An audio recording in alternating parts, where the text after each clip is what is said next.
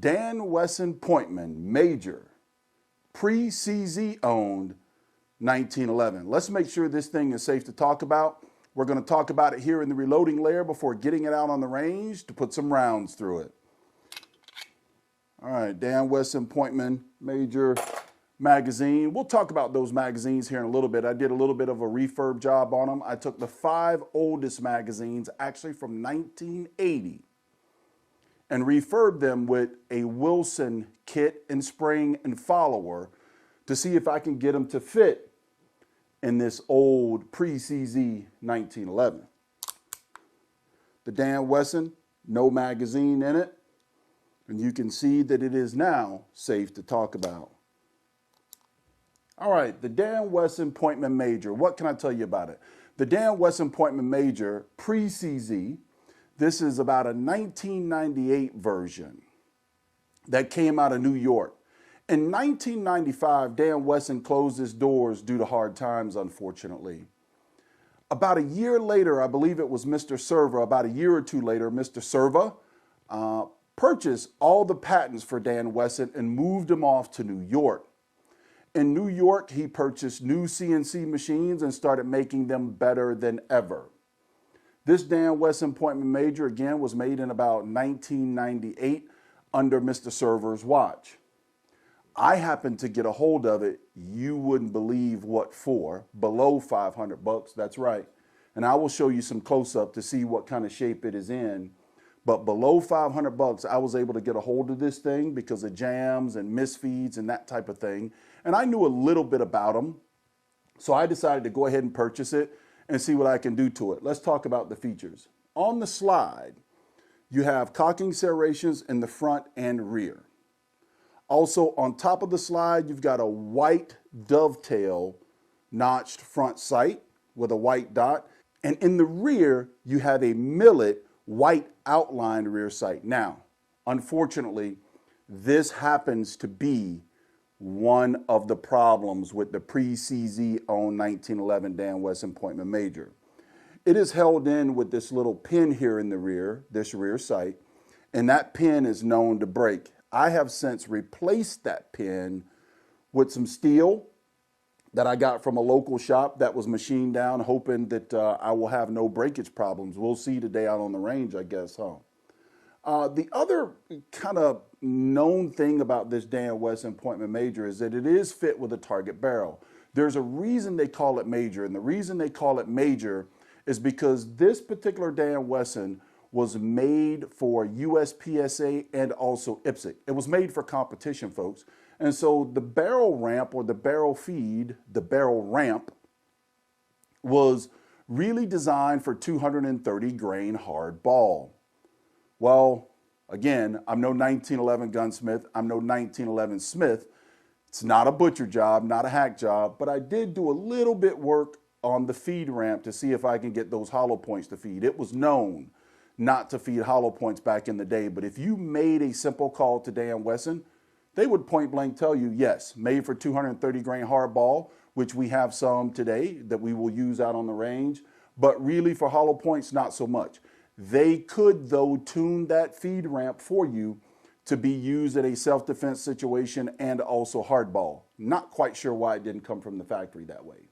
But anyways, the only other thing that I've done to this is I've fitted an Ed Brown bushing to the front as well. This Ed Brown, the original bushing, or at least how I purchased it, I thought was a little too loose. There was a loose fit in the slide and also a little bit of a loose fit to the barrel. When you took the OD diameters and the ID inside diameter of the outside diameter of the barrel and the inside diameter of the barrel bushing, was a little bit too big for my liking. So I bought one and fit an old Ed Brown to it. Now, this is all forged steel, right out of New York in about 1998. The reason I picked this thing up was not only for a project like 1911, something for me to learn 1911 on. I know really you're going to learn 1911 on a Dan Wesson. Yes. Not that I am new to 1911, but smithing on a 1911, yes. And when you consider I got it for under 500 bucks, I think that's a pretty good steal. Not only that, But this particular 1911 out of New York, under Mr. Server's watch again, is all hand fit. The slide to frame was all hand fit back in the day, and I mean it's tight. There's no wiggle, folks. There's no wiggle at all. I have replaced all the springs, the recoil spring, the firing pin spring. I've replaced all the springs in this thing. And again, we're going to get it out on the range. Is there anything that I need to tell you about? It does have an extended magazine release there. I did replace and got some old USMC, that's right, some USMC wood grips on here that makes it stand out. The rear high swept beaver tail does have the memory bump here, and also the mainspring housing is serrated on the back. I think the only thing that I would have preferred on the Dan Wesson Pointman is probably some stippling here on the front of the frame. Maybe I'll do that myself, maybe I won't.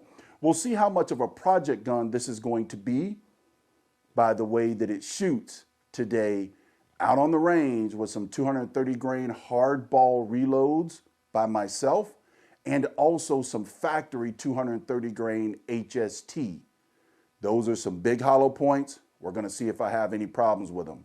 Let's get out to the range and see how the pre-CZ 1911 performs. Range fans, I'm out here with the Dan Wesson Pointman Major. What other way to burn off a few calories from that old Thanksgiving Day bird? I hope you all had a wonderful Thanksgiving and took time to reflect upon what you are most thankful for. I know with me, it was a wonderful day, and I wish that each and every one of you had the same. Now, time for me to move on to that range review. We're going to see if this thing will feed. I've got 5 of those old magazines. We're going to start here with the Dan Wesson magazine that actually came with it. I've refurbed 5 magazines that's been around, at least with me or in my family, since the 1980s. So I've refreshed them with some Wilson gear, some springs, new followers in these magazines, and we're going to see if the Dan Wesson will feed them here at the 7-yard line. Remember, I told you that it really is about the hardball. So I've got some hardball lead loaded up in 4 of the magazines. Then I've got some hollow points. Wait a minute. I've got some hardball lead loaded up in 3 of the magazines. And then in 2 of the magazines, I got one with strictly hollow points from Federal HST. And then I have a magazine that's mixed with hardball lead, hardball 230 grain berries, and then also the HST, alternating each round. And we're going to see if the Dan Wesson Pointman Major, that's right, folks, I'm excited about it, can handle it. Let's see if it takes any additional work than what I've already done. Let's put these rounds down range. Dan Wesson Pointman Major, slow fire, 230 grain ball, 7 yards away. That trigger's light. And it shoots high.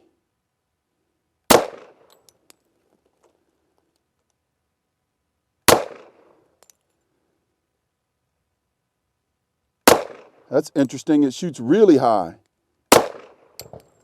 I know one thing, this trigger's awfully light. Locks back. First 7 rounds. Each of these magazines are loaded with 7 rounds. First 7 rounds went pretty well. Now, let's get another one here. Let's see. Oh, that's the Hollow Point magazine. We're going to save that one. And another hardball lead. I'm going to take a 6 o'clock hole this time and see what we can do. Those serrations, they're pretty sharp. 6 o'clock hole.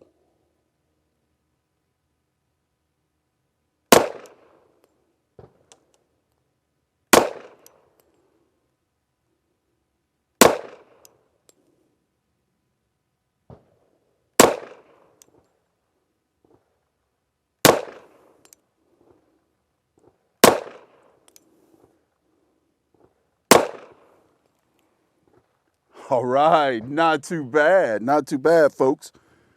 And again, that's the Hollow Point magazine. We got one more magazine with this lead 230 grain ball in it that we'll put down range, and let's see how we do. All right, folks, 230 grain ball.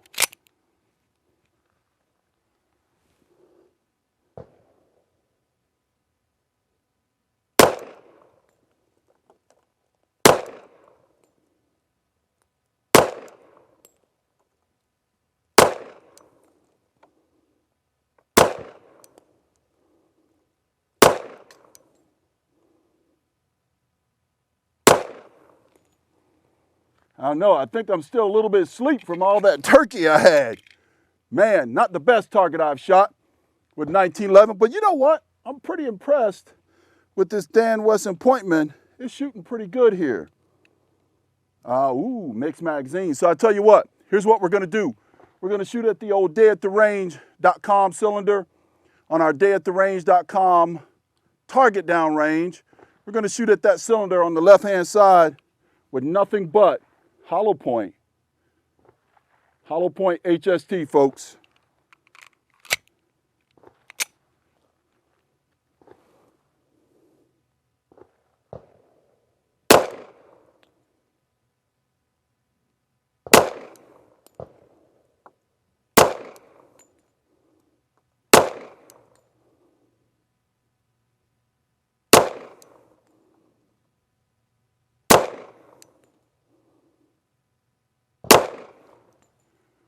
$100%. Check it out, 100%. I told you about the rod or steel pin that would come out or either break from time to time. She's still holding in there, right there. That rod still, I replaced that pin with some tool steel, knowing that that was a problem with these. Honestly, I think that's probably why this thing was going so cheap, below 500 bucks, simply because of the pin. I noticed when I drove it out that someone else had tried to replace it, but the steel was real soft. And also maybe because of the feeding of the hollow points.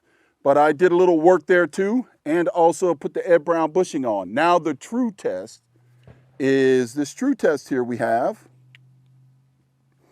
Now if you can see in this magazine here, I've got lead hardball, and then down in there I've got a hollow point, then I've got a 230 grain berries, and I alternated each one of these. We're gonna see what it does on target.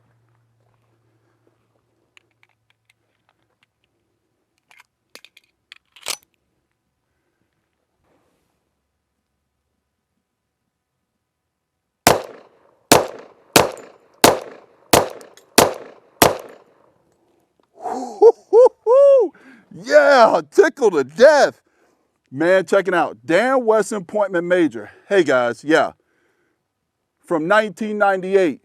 Just because it's older doesn't always mean it's better, and doesn't always mean it's junk either. Maybe just takes a little bit love and care to get it to feed just like you saw. And check it out. These magazines are old. This thing doesn't even have a name on it. I'm not even sure where these things came from. And then you take a look at the old Wesson Pointman magazine. Wow.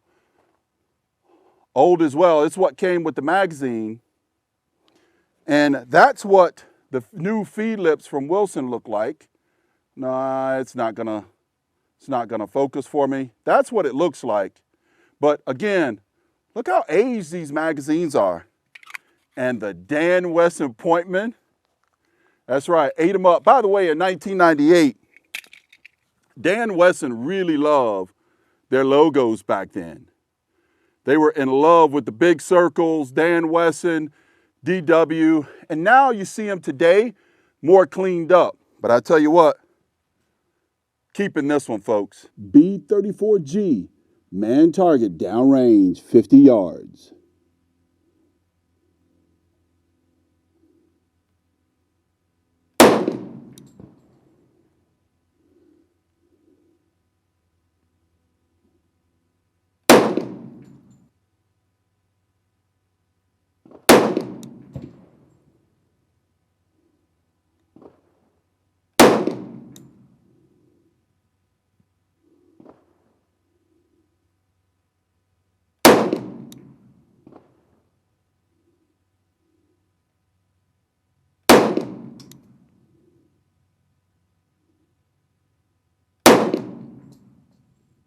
Ah, that's what I get for trying to show off.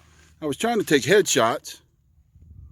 Got 1, 2, 3, 4, 5, 6, and I scared him one time, 7. There you go, 230 grain ball from the Dan Wesson Pointman Major. Hey, join me over at dayattherange.com for a written review on this Dan Wesson Pointman Major. You'll find out some more details about Dan Wesson itself and some close-up pictures of the Pointman Major. Mr. Revolver Guy, signing out. You know there was going to be a little something at the end, right? I think this might be Gunsmith Test Friday. Check it out. Smith & Wesson 686. That's right, Smith & Wesson 686. And it is an early model 7-shot. Just got it back. Just got this baby back from a close family friend that knows his way around a Smith much better than I do. Look, you'll never know that he's been in this thing. Look at those screws on the side. Not a mark anywhere. But you might notice something a little different. That's right, hammer-mounted firing pin, but look at that wide target hammer. Oh, I'm digging it. Makes it easy for that big old thing. Wide target hammer, and also that chrome trigger. Just really nice. We've got 7 of these wad cutters. Make sure this thing fires each and every time. So the original came in at about, it was about 5.5, 6 pounds on the single action and about 8 to 10 pounds on the double action. Jack was being pretty generous, but I got it home and tested it on the RCBS trigger gauge pull. The single action is now down to about 2.5 pounds, really buttery smooth. And then also the double action is down to about 6.5, 7 pounds on average. Feels really good.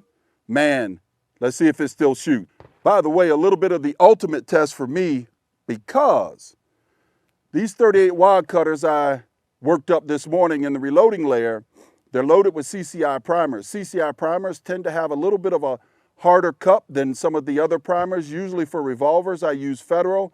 But I figured, you know what, I'll get it out and play and show you guys the first 7 rounds. And if it ignites the CCI, then I can go back to my original Federal and I'll be just fine. Let's see what it does. Single action. Oh, lights them off.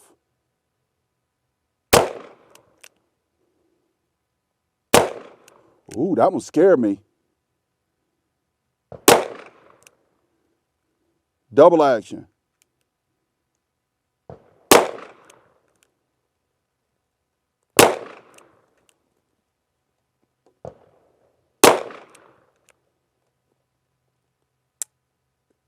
All right. There you have it, Jack. Lit off. 7 CCI primers. Nice professional job. Truly, Mr. Revolver Guy, signing out.